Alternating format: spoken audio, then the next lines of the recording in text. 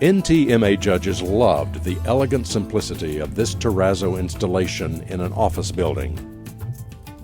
Epoxy terrazzo with brass detailing throughout the common areas is the modern interior's focal point. With two neutral colors and a single marble aggregate mix, the thoughtful design is well suited to the architecture. Exceptional workmanship and attention to detail is evident throughout the 5,300 square foot project, which showcases 1,700 linear feet of brass divider strips. Well-presented details include tight mitering, which is elegantly and artistically crafted. Great-looking larger chips distinguish the aggregate mix, with 5% number 4 and 25% number 3 chips. The contractor developed an innovative technique to precast the restroom countertops.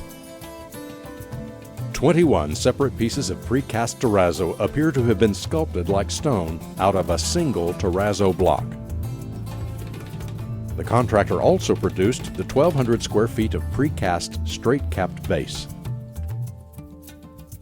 Working in a busy downtown location, materials were delivered a maximum of 1.5 tons at a time. The floor had to be protected between each step of the installation to allow access to other trades. The work was performed in 30 days, including weekends.